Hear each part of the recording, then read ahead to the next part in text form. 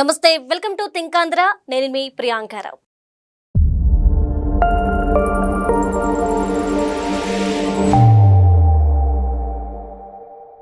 ప్రస్తుతం చూసుకుంటే గనక వల్లభనేని వంశీ అరెస్ట్ కావచ్చు, పోసాని కృష్ణమురళి గారి అరెస్ట్ కావచ్చు, ఆ తర్వాత కొంతమందికి నోటీసులు ఇవ్వడం కూడా మనం చూసాము. అయితే ఈ వరుస అరెస్టులు జరుగుతున్న నేపథ్యంలో ప్రజల నుండి స్పందన మరొక విధంగా ఉంది. ఇప్పుడు బిఎన్ఎస్ చట్టాల ప్రకారం శిక్షలు అమలు చేస్తున్నారు, కానీ గరుడ పురాణం ప్రకారం శిక్షలు అమలు చేయండి, ఇలా చేస్తే మళ్ళీ ఇలాంటి తప్పిదాలు జరగవు అంటూ కూడా ప్రజలు అంటున్నారు. ఏంటి గరుడ పురాణంలో ఎలాంటి శిక్షలు ఉన్నాయి, ఎవరికి ఎలాంటి శిక్షలు పడాలని కోరుకుంటున్నారు ప్రజలు? వీటిపై మనతో మాట్లాడడానికి ఈ రోజు ప్రముఖ పొలిటికల్ అనలిస్ట్, అలానే రామాయణం, మహాభారతం, గీత, ఈ గరుడ పురాణాల మీద అవగాహన ఉన్న వ్యక్తి మధుసూదన్ రెడ్డి గారు ఈ రోజు ఆయన మనతో పాటు ఉన్నారు. ఆయనతో మాట్లాడదాం. నమస్కారం సార్. నమస్తే అమ్మా. సార్, గరుడ పురాణంలో ఎలాంటి శిక్షలున్నాయి, ఎన్ని శిక్షలున్నాయి? ప్రధానంగా ఏంటంటమ్మా, మన హిందూ సనాతన ధర్మం ప్రకారం 28 ఘోర శిక్షలు ఉన్నాయి.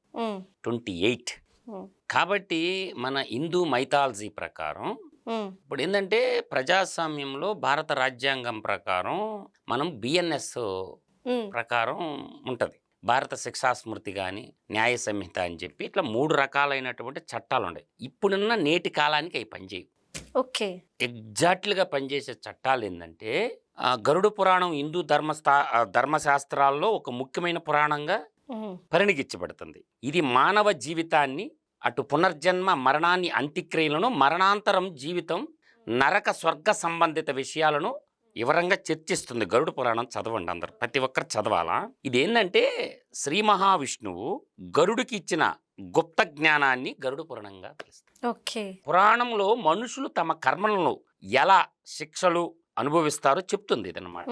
ఏ తప్పుకి అంటే పురాణాల ప్రకారం మానవుడు చేసిన పాపములకు, కర్మలకు తగిన శిక్షలు నరకంలో యమధర్మరాజు ద్వారా అమలు వస్తాయని చెప్తారు. ఇటు ఒక 28 శిక్షలు ఉంటాయి. అంటే ఏ తప్పుకి ఏ శిక్ష అనేది అన్ని కేంద్ర రాష్ట్ర ప్రభుత్వాలు ఈ గరుడ పురాణంలో ఉండేటటువంటి శిక్షల 28 ఘోర శిక్షలు గాని చట్టాల రూపంలో గాని చేస్తే అన్ని అసెంబ్లీలో వీటన్నిటికీ చర్మగీతం పడిపోద్ది. అవి 1 by 1 నేను ఒకటి చెప్తా. ఈ 28 శిక్షల్లో మొట్టమొదటిది వచ్చి తమిశ్రం అంటారు. ఈ తమిశ్రం అనేది తీవ్ర దేహ దండన, అంటే శరీరాన్ని బాధ పెట్టడం అన్నమాట. ఇది ఎవరికి చేస్తారంటే ఇతరుల ఆస్తులు అక్రమంగా స్వాధీనం చేసుకోవటం, ఇతరుల్ని మోసం చేయటం. మన 420 అంటాం కదమ్మా, మోసపూరితంగా. అంటే దీన్ని ఏం చెప్పారు, ఎలా శిక్ష ఉంటది అనే దానికి ఇది తమిశ్రం అంటే. అందువల్ల ఇతరుల ఆస్తులు అక్రమంగా స్వాధీనం చేసుకోవడం, ఇతరుల్ని మోసం చేయడం అనేది ఈ తమిశ్రం కింద వస్తుందన్నమాట. దీనికి పనిష్మెంట్ ఎలా ఉండాలో గరుడ పురాణంలో క్లియర్గా ఉంది, జడ్జిలందరూ కూడా తెలుసుకోవచ్చు. తర్వాత అంధతామిశ్రం. ఈ అంధతామిశ్రం అనేది 2వ శిక్ష. అంటే బంధించి కొట్టడం అన్నమాట. అంటే ఇది ఎవరికి వర్తిస్తుందంటే భార్యాభర్తలు తమ జీవిత భాగస్వామ్యంలో మోసం చేయడం, అక్రమ సంబంధాలు కలిగి ఉండటం. Valid point. అటు భర్త కావచ్చు, భార్య కావచ్చు, వీళ్ళిద్దరిలో ఎవరైనా సరే అక్రమ సంబంధాలు కలిగి ఉంటే వీళ్ళకి పడేటటువంటి శిక్షనే అంధతామిశ్రం, బంధించి కొట్టడం. ఇది దాని కింద ఉంది, చాలా ఉంటది, నీట్గా ఉంటది. ఎలా పనిష్మెంట్ ఇలా కూడా రాసి పెట్టారు. తర్వాత ఇంకా 3వ శిక్షకు వద్దాం. రౌరవం. రౌరవం అంటే పాములతో నరకయాతన, బైటింగ్, స్నేక్ బైటింగ్ అన్నమాట. అర్థమైందా? ఇతరుల ఆస్తుల్ని అక్రమంగా స్వాధీనం చేసుకోవడం, అన్యాయంగా ఇతరుల్ని మోసం చేయటం. ఇక్కడ ఏంటంటే ఇతరుల ఆస్తుల్లో అక్రమంగా స్వాధీనం చేసుకోవటం. రెండోది ఏంటి, అన్యాయంగా ఇతరుల్ని మోసం చేయటం. దీన్ని ఏమంటారంటే బైటింగ్. తర్వాత మహారౌరవం అనే ఒకటి ఉంటుంది అనమాట. ఇదేంటంటే మనకి తేలు, తర్వాత మండ్రగప్పలు వ్యవసాయం చేసేటప్పుడు కరుస్తాయి. అంటే మనిషిని బాధిస్తాయి తప్ప చంపవు. కొన్ని తేళ్లు గాని, కొన్ని మండ్రగప్పలు గాని అవి మన వ్యవసాయం చేసేటప్పుడు భూమిలో ఉంటాయి. అవి అనవసరంగా బయటేస్తాయి. ఆ బయట వేసినప్పుడు తీవ్రమైన నొప్పి వస్తుంది అనమాట. అంతేగాని మరణాన్ని, అంటే విషయం ఎక్కువ ఉండదు వాటి కూరల్లో, తక్కువ ఉంటది అనమాట. అట్లాంటి శిక్ష ఎన్ని చెప్తా నేను 1 by 1 అన్ని తీసుకోండి. తర్వాత అందరు అపరిచితుడు సినిమా చూపించుంటారు, ఆడ 4-5 చూపిస్తారు, కానీ నేను 28 చెప్తా మీకు. తర్వాత మహారౌరవం అంటే 4వ శిక్ష. ఇది పాములతో చచ్చిపోయిన దాకా గుట్టియటం. ఇది మరణ శిక్ష. ఇది ఇతరుల వారసత్వాన్ని దుర్వినియోగం చేయడం, పాశవికంగా ఇతర కుటుంబాలను నాశనం చేయడం. ఒక కుటుంబాలనే పూర్తిగా నాశనం చేసేటటువంటి వాళ్ళకి ఇతరుల వారసత్వాన్ని దొంగలించడం. తండ్రి కానివాడు నేను కొడుకుని ఆయనకని చెప్పుకోవడం. అదే విధంగా చంపేయడం, అంటే ఒక వ్యక్తుల్ని అన్యాయంగా చంపేయడం, ఒక కుటుంబాన్ని చిదిమేసేటటువంటి వాళ్ళకి మహారౌరవం, రౌరవం. ఈ శిక్ష పాములతో కుట్టి వాడు చచ్చిందాక చంపాలని చెప్పొద్దాను. తర్వాత 5వది కుంభీపాకం. ఇది అపరిచితుడు సినిమాలో చూపిస్తాడు మీకు. కుంభీపాకం అంటే ఈ కుంభీపాకం అనే శిక్ష దేనికి వస్తుందంటే, మానవులు తమ కేవలం స్వార్థ ప్రయోజనాల కోసం పశువులను నిహసంకోచంగా వధించడం. అంటే పశువుల్ని కారణం లేకుండా పశువుల్ని వధించడం ఏదైతే ఉంటుందో ఆ పని చేసినటువంటి వాళ్ళకి కుంభీపాకం ఈ శిక్ష పెట్టారనమాట. అయితే వీళ్ళని వేడి నీళ్లు ఉంటాయి కదా, దాంట్లో ముంచడం, వేడి నీళ్ళలో ముంచాలి ఈ పశువుల్ని చంపేటే మూర్ఖుల్ని. తర్వాత ఇంకొకటి ఉంది కాలసూత్రం 6వది. ఇది పెద్దవారిని, తల్లిదండ్రులను, గురువులను అపహాస్యం చేయడం, బాధ పెట్టడం. అర్థమవుతుందా? పెద్దవారిని, తల్లిదండ్రులను, గురువులను అపహాస్యం చేయడం, బాధ పెట్టడం. ఇది చేసినోడికి ఏంటంటే కాలసూత్రం, అతి వేడి నరకం అన్నమాట. ఈ శిక్ష వేయాలి. అర్థమవుతుందా? ఎవడికి వేయొచ్చు, ఇప్పుడు మీరు అర్థం చేసుకోవచ్చు. ఈ పారంభోగ పనులు చేసిన వాళ్ళు అరెస్ట్ అవుతారు కదా. తర్వాత 7వ శిక్ష ఒకటి ఉంది. 7వ శిక్ష హసిపాత్రం. ఈ హసిపాత్రం అంటే కత్తులతో గుచ్చటం, శిక్షించడం, కత్తులతో గుచ్చటం. ఇది ఎవరికే ఇస్తారంటే తమ కర్తవ్యాలను విస్మరించడం, ధర్మాన్ని విస్మరించడం, దుర్మార్గమైన జీవితాన్ని అనుసరించడం. వాడు ఓరక శూలంతో గుచ్చుతా ఉండాలి, అది సురుక్ గుచ్చుతానే ఉండాలి వాడికి. తమ కర్తవ్యాలను విస్మరించడం, ధర్మాన్ని విస్మరించి దుర్మార్గమైన జీవితాన్ని అనుసరించడం వాడికి ఇది. తర్వాత శోకరముఖం. ఈ 8వ శిక్ష ఇది శోకరముఖం. ఈ శోకరముఖం అంటే తప్పు చేసిన పాపాలకు ప్రజలను అన్యాయంగా శిక్షించడం. తప్పు చేసిన పాలకులు ప్రజల్ని అన్యాయంగా శిక్షించడం, దీన్ని శోకరముఖం అంటారనమాట. తర్వాత అంధకోపం. ఇది కూడా వచ్చింది మీకు అపరిచితుల్లో. అపరిచితుల్లో ఇక్కడ నటించింది కదా ఈ అంధకోపం. ఇంతకుముందు నేనేం చెప్పినా కుంభీపాకం ఒకటి చెప్పిన, తర్వాత అంధకోపం చూపించాడు. అంధకోపం అరణ్య జంతువుల ఏదింపులు. వన్యప్రాణుల సంరక్షణ చట్టం సల్మాన్ ఖాన్ ఇరుక్కున్నాడు చూసావమ్మ తల్లి ఏదో జైల్లో, అది అంధకోపం. దానికి ఏంటంటే అది ఊరికి వర్తిస్తుందంటే ధనవంతులు అవసరమైన వారికి సహాయం చేయకపోవడం, డబ్బు దాచుకొని అవసరమైన ఉన్నప్పుడు పేదవాళ్లకు పంచకుండా ఉంటే ఎంత కోపం ప్రయోగించమని చెప్పారు. తర్వాత 10వది తప్తమూర్తి. ఇది ఇతరుల ఆస్తిని దొంగలించడం, బలవంతంగా స్వాధీనం చేసుకోవడం తప్తమూర్తి. కాకినాడ పోర్టిని బలవంతంగా ఆక్రమించుకున్నారు చూసావా, ఇది వేణుంబాకం విజయ కసాయి రెడ్డి, వైవి సుబ్బారెడ్డి ఏం చేశారు, ఇతరుల ఆస్తిని దొంగలించడం, బలవంతంగా స్వాధీనం చేసుకున్నారు కదా కేవీ రావు గారిది. కాబట్టి వాళ్ళకి ఏం శిక్ష వర్తిస్తుంది, ఈ తప్తమూర్తి అనే శిక్ష ఉంది మన గరుడ పురాణంలో. తర్వాత ఇక్కడ 11వ శిక్ష చాలా మంచి శిక్ష. ఇది కృమి భోజనం. అందరూ క్రిమి భోజనం అనుకుంటారు, క్రిమి భోజనం కాదు ఇది, కృమి భోజనం. ఈ శిక్షని అపరిచితుడు సినిమాలో చూపిస్తాడు మీకు. అంటే జలగల్ని వదులుతాడు, జలగల నీళ్ళలో వదిలేసి రక్తం తాగుతాయి చూసావా జలగల, అది ఏంటంటే మనిషిని తింటాయి జలగలు. దాన్ని ఏమంటారంటే కృమి భోజనం. క్రిమి భోజనం, క్రిమి భోజనం మనం తింటాం, ఉసుళ్ళు అవి వేయించుకొని తింటాం కదా, క్రిములు మనం తింటాం ఉసుళ్ళు సంక్రాంతి టైంలో, అది కాదు. ఇదేంటంటే కృమి భోజనం అంటే వాడు రక్తాన్ని దాగి సంపత్తి అన్నమాట. అది చూపిస్తాడు అపరిచితుల్లో. ఇతరుల ఆహారాన్ని దొంగలించడం, ధన సంపాదన కోసం అక్రమ మార్గాలు అనుసరించడం. ఈ శిక్ష ఆలోచించుకోండి, మామూకే వర్తిస్తుందా లేదా మీకు అర్థం అవుద్ది. తర్వాత 12వ శిక్ష చెప్తాను. శాల్మెలి పదాన్ని మన పలకటానికి బాగా రావాలా. శాకి దీర్ఘం, లాకి మా ఒత్తు, లా గుడిస్తేలి, శాల్మలి అంటారనమాట. ఇది ఒక శిక్ష ఉన్నమాట. ఇది ఏంటంటే వ్యభిచారం చేయడం, పరస్త్రీని ప్రవర్తించడం. ఇక్కడ దీనికి సంబంధించిన శిక్ష. దీన్ని ప్రాస్టిట్యూషన్ అంటారు అనమాట. దీనికి సంబంధించినటువంటి సెక్షనే ఏం చేయాలనేది కింద క్లియర్గా రాసున్నారు గరుడ పురాణంలో. ఇది చాలా పెద్ద పురాణం. ప్రతి ఒక్కరు ఆడవాళ్ళు మగవాళ్ళు విజ్ఞులు విజ్ఞాన కోవిదులు సకల శాస్త్ర కోవిదులు పండితులు పామరులు అందరూ చదువుకోవాల్సినటువంటి శాస్త్రము. నేను చెప్తాను, దీన్ని చట్టంగా చేస్తే ఎవడు తప్పు చేయడు. అసలు సమస్య లేదు. ఇటువంటి చట్టాలు లేకపోవడం వల్ల తప్పులు చేస్తున్నారు అనేది నా యొక్క భావన. తర్వాత 13వ యొక్క శిక్ష చెప్తాను. వజ్ర కంటకశాలి. ఈ వజ్ర కంటకశాలి అంటే జననాంగాలను దుర్వినియోగం చేయడం. అంటే ఇది చాలా నిగూఢ అర్థం ఉంటుంది దీంట్లో. జననాంగాలు అనంగాలి మానవ శరీరానికి సంబంధించినటువంటి అవయవాలు ఇతరులకి చూపించుకున్న విధంగా చూపిస్తూ ఉంటారు కొంతమంది. వాళ్ళకి సినిమా వాళ్ళు వీళ్ళు ఉంటారు, చూసిన ఫోటోలు ప్రదర్శించడం ఉంటారు కదా, దానికి సంబంధించిన చిట్ట. ఇది చాలా కఠినంగా ఉంటుంది అనమాట. తర్వాత ఏంటంటే మీకు ఇక్కడ ఇంకొకటి చెప్తాను నేను. వజ్ర కంటకశాలి 13 చెప్పాను, 14 చెప్తాను.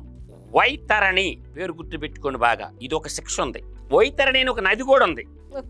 కానీ వైతరణి శిక్ష అంటే అధికారాన్ని దుర్వినియోగం చేయడం.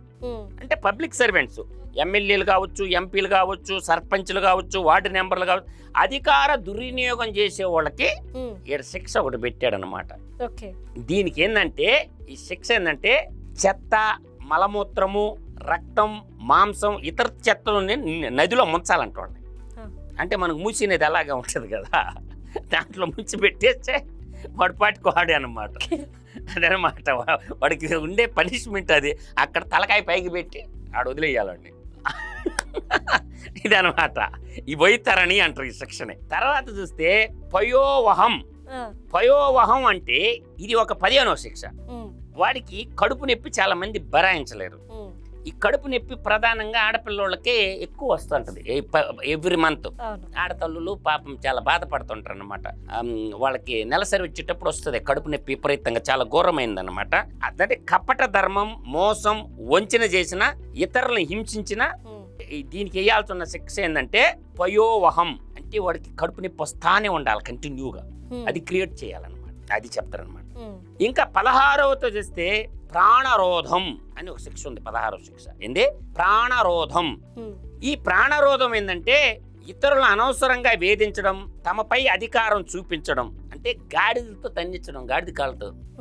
దీన్ని ప్రాణరోధం అంటారు అనమాట. ఇంకా తర్వాత ఇంకేందంటే 17 వచ్చేసరికి విశాసనం. విశాసనం అనేది రాజులుగా లేదా అధికారులుగా ఉండి ప్రజలకు అన్యాయం చేయడం. ముఖ్యమంత్రిగా ఉండి ప్రజలకు అన్యాయం చేయడం, ప్రధానమంత్రిగా ఉండి ప్రజలకు అన్యాయం చేయడం, ఆ తర్వాత ఎమ్మెల్యేలుగా ఉండి ప్రజలకు అన్యాయం చేయడం, మంత్రులుగా ఉండి ప్రజలకు అన్యాయం చేయడం. ఇలా చేసిన వాళ్ళకి ఏమని చెప్తారంటే విశాసనం. అంటే ఏంటంటే కత్తులతో కోయడం. చిన్న చాకు తీసుకొని రోజు రొంత కోస్తుండాలి వాడికి. రోజు రొంత కోస్తా ఉంటే రెండోడికి భయం వస్తుంది. అట్ట కొయ్యకపోవడం వల్ల ఎన్ని అనర్థాలు జరుగుతుంటాయి. గరుడ పురాణాన్ని ఇంప్లిమెంటేట్ చేస్తే భారతదేశం అన్ని రాష్ట్రాలు సస్యామలుగా ఉంటాయి. ఆ భయం లేకుండా పోయింది అందరికి. తర్వాత 18 లలాపక్షం అంటే జలదోషం అండ్ అనారోగ్యం. మత విశ్వాసాలని అపస్యం చేయడం, దైవ నింద చేయడం. లలాపక్షం అంటే ఒక దేవుడిని దూషించడం, అపహాస్యం చేయడం, దైవ నింద చేయడం. ఇది తప్పు అని చెప్పాడు. ఇది 18వ శిక్షగా మనకు చెప్పారు. తర్వాత సోలప్రోత, చేతులతో శరీరం చీల్చివేయడం. ఈ సోలపోత ఎక్కడ ఉంటదంటే హిరణ్యకశికుణ్ణి శ్రీ మహావిష్ణువు లక్ష్మీ నరసింహ అవతారం ఎత్తి చీల్చి పేగులు మెల్ల వేసుకుంటాడు. ఆడవపడద్దు మీకు.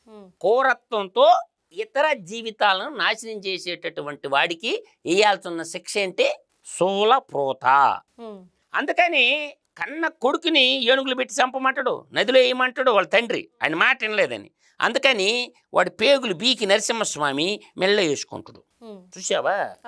హిరణ్యాక్షుడు వాళ్ళ అమ్మ పేరు లీలావతి, వాడి కొడుకు పేరు ప్రహ్లాదు. ప్రహ్లాదుడిని చంపాలనుకున్నప్పుడు ఏం చేశాడు? శ్రీ మహావిష్ణువు నరసింహ అవతారం ఎత్తి పొట్ట చీల్చి పేగులు మెల్ల వేసుకుంటాడు. మనకు అర్థం తెలిసిందిగా. అది శ్రోలపోత. తర్వాత నీకు 19 చెప్పా ఇప్పటికి. ఇప్పుడు 20వ చెప్తుండా. దండశోకం. జంతువులను హింసించే వాళ్ళకి చేసేటటువంటి జంతువుల బాధలు. దండ సూకం. సుఖం. ఉమ్, ఇదేంటంటే ఇతరుల పొలాలు ఆక్రమించి ఉమ్, ధన దుర్వినియోగం చేయడం, ఉమ్, ధనాన్ని అనవసరంగా ఖర్చు పెట్టడం వాళ్ళకి ఇతరుల పొలాలని ఆక్రమించినటువంటి వాళ్ళని ఉమ్, అన్యాయంగా లాక్కుంటారు చూసినా వాడికి అది చేయాలి.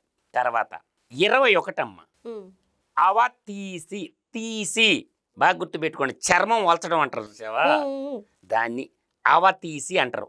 ఇతరుల మోసం చేసి ధనాన్ని సంపాదించడం, ఇతరుల్ని మోసం చేసి ధనాన్ని సంపాదించేవాడికి వేసే శిక్ష ఏందే అవతీసి, అంటే చర్మం వలచడం, కొద్ది కొద్దిగా పీకటం. అది తర్వాత 22 వచ్చి పర్యావర్తనం, ఉమ్, తలకిందులుగా ఏలాడదీయటం, మనిషి చేయటం. ఇది ఎవరికి ఇస్తారంటే ఇతరులను మోసం చేసి వారు ఆస్తి దోచుకోవడం, ఓకే. ఈ శిక్ష. తర్వాత చూచి ముఖం, ఉమ్, ఇది కూడా అపరిచితుల్లో చూపించాడు 5వ శిక్షగా. నేను ఇప్పుడు ఇంతకుముందు 4 చెప్పున్నాయి కదా. అపరిచితుల్లో చూచి ముఖం, సూదులతో గుచ్చడం, ఓకే. చూచి ముఖం, దొంగతనం మోసాలు చేసిన వాళ్ళకి చూచి ముఖం, ఉమ్, దొంగతనం మోసాలు చేసిన వాడిని సూదులతో గుచ్చడం, ఓకే. దాన్నే చూచి ముఖం అంటారు. ఓకే. ఇది పోలీస్ స్టేషన్లో బాగా ఇంప్లిమెంటేషన్ చేస్తుంటారు చూచి ముఖం. ఓకే. నిజాలు చెప్పించడానికి చూచి ముఖం వాడుతుంటారు. ఓకే.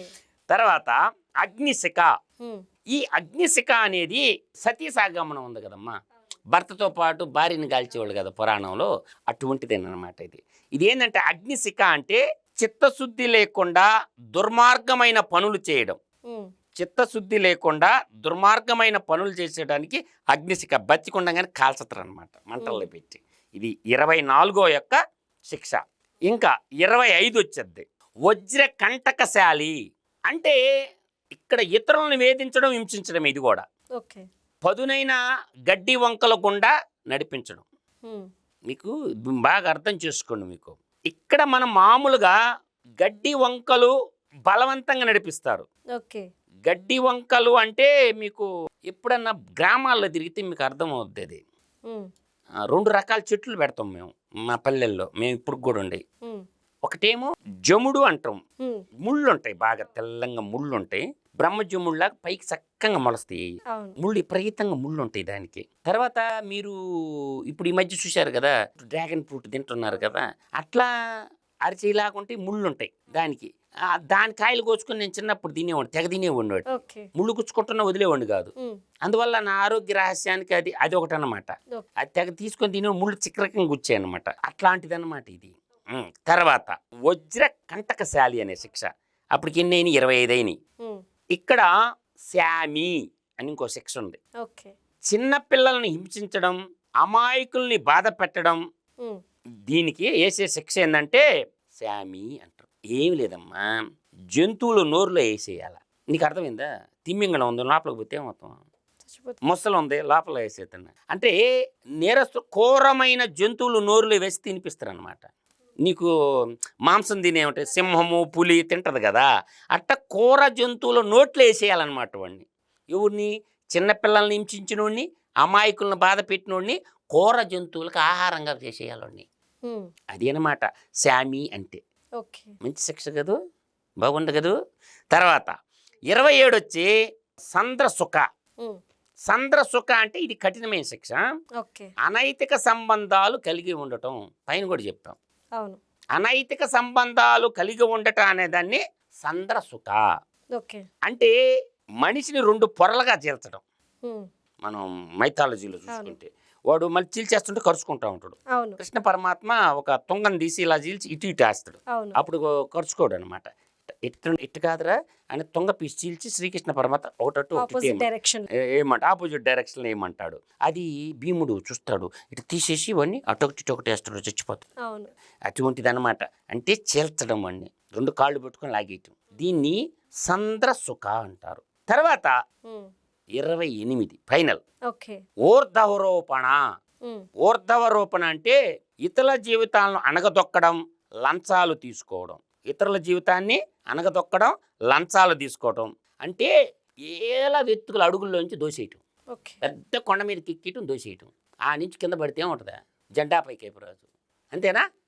ఈ ఘోరమైన 28 శిక్షలు సరిపోతాయా లేదా సార్ నేను చెప్పిన అంటే 28 శిక్షలు ఎంత క్రూరంగా ఉన్నాయంటే అది వినడానికే కొంచెం భయంకరంగా ఉన్నాయి. మరి ఇలాంటి శిక్షలు ప్రజలు అంటున్నారు, ఇప్పుడు ఎవరైతే అరెస్ట్లు అవుతున్నారో, అనుచితంగా ప్రవర్తిస్తున్నారో వారికి పడాలి అని. సో నేను కొంతమంది పేర్లు చెప్తూ ఉంటాను, వారికి ఎలాంటి శిక్షలు పడాలో మీరు చెప్పండి. దీంట్లోనే ఉంది కదా, దాంట్లోనే. సో ఫస్ట్ వల్లభనేని వంశీ గారు ఎలాంటి శిక్ష పడుతుంది ఈ గరుడ పురాణం ప్రకారం? వల్లభనేని వంశీకి ఈ గరుడ పురాణం ప్రకారం చూసుకుంటే అతను ఏంది అనవసరంగా దూషించాడు, అవును, తిట్టాడనమాట. ఆ తిట్టడం వల్ల వల్లభనేని వంశీ కదా లోపల ఉన్నాడు కదా, వాడికి సంబంధించినటువంటిది వాడిని ఏం చేయాలంటే వైతరణి, అది ఒక శిక్ష, 14 శిక్ష వాడికి ఖచ్చితంగా వాడికి పడాలమ్మా. ఎందుకంటే వాడు ఆ పని చేశాడు కాబట్టి. ఇంకొక శిక్ష ఏంటంటే 11. ఆ 11 ఏంటంటే కృమి భోజనం, ఇతరుల ఆస్తి దొంగతనం చేసిండు కదా పరిటాల రవి అన్నది, అందుకని కృమి భోజనం కూడా సరిపడి. ఓకే. తర్వాత వాడికి ఏంటంటే ఇంకా 7 ఉండే వాటిలో ఒక 4-5 శిక్షలు ఖచ్చితంగా వేయచ్చు. Okay sir. మరి పోసాని కృష్ణమురళి గారికి? పోసాని కృష్ణమురళి గారికి కరెక్ట్గా భలే ఉండేయమ్మా, 4 శిక్షలు ఉన్నాయమ్మా. 6వ శిక్ష కాలసూత్రం, 2 7 అసిపాత్రం, 11 కృమి భోజనం, 14 వైతరణి. ఈ 4 ఇంప్లిమెంటేషన్ చేయాలి. ఆయనకి సరిపోతాయి అంటారు? 4 ఇంకా పడినా పర్వాలేదు, 4 అయితే ఓకే. ఓకే. మరి కొడాలి నాని గారికి? ఇంకా మనం చెప్పాల్సింది నాకు తెలిసినంత మటుకి కొడాలి నాని గారికి 28 వేసినా సరిపోవు, 28 వేసినా కూడా సరిపోవు. ఓకే. సో మరి పెద్దిరెడ్డి రామచంద్రారెడ్డి గారికి? పెద్దిరెడ్డి రామచంద్రారెడ్డికి అయితే నేను చెప్తానమ్మా, ఇతరుల ఆస్తి దొంగలించడం, బలవంతంగా స్వాధీనం చేసుకున్నాడు కాబట్టి తప్తమూర్తి, ఇది బాగా సెట్ అయిపోద్ది. ఓకే. 10 శిక్ష నెంబర్ గరుడ పురాణంలో తప్తమూర్తి శిక్ష బాగా సెట్ అవుద్ది. ఓకే. మరి వైసీపీ ప్రభుత్వం హయాంలో సకల శాఖ మంత్రిగా పనిచేసిన సజ్జల రామకృష్ణారెడ్డి గారికి మరి? ఓహో, మేము పెద్ద చిక్కులో పెట్టిన వాడికి వాడి కొడుక్కి మిల్లెట్ రెడ్డి కొడుక్కిని అడిగేది. మిల్లెట్ రెడ్డి అంటే సజ్జ పంట మిల్లెట్స్ లేక వస్తుంది, అందుకని మిల్లెట్ రెడ్డి ఏమనుకోబాకండి. వాడి కొడుక్కి అయితే మాత్రం ఇక్కడ లలాపక్షం. ఈ లలాపక్షం ఏంటంటే మత విశ్వాసాలను అపహస్యం చేయడం, దైవ నింద చేయడం. ఈ దీంట్లో 18వ శిక్ష బాగా సెట్ అవుద్ది. వాడికి జలదోషం, అనారోగ్యం, అది ఒకటి. ఇంకా ఏంటంటే కోరత్వంతో ఇతరుల జీవితాలను నాశనం చేయడం ఉంది కదా, సోలప్రోత. లలాపక్షం, సోలప్రోత అబ్బా కొడుకులకి ఇస్తే బాగుంటుంది గరుడ పురాణం ప్రకారం. మరి అంబటి రాంబాబు గారు వ్యభిచారం కిందకు వస్తాడమ్మా, కాబట్టి అది కూడా ఉంది. వజ్ర కంటకశాలి, జనాంగాలను దుర్వినియోగం చేసింది కాబట్టి వజ్ర కంటకశాలి, అదొకటి. సాల్మలి అంటే 12వ శిక్ష చెప్పాను కదా, వ్యభిచారం చేయడం, పరస్త్రీని పట్ల అవమానంగా ప్రవర్తించాడు కదా, సాల్మాలి శిక్ష బాగా.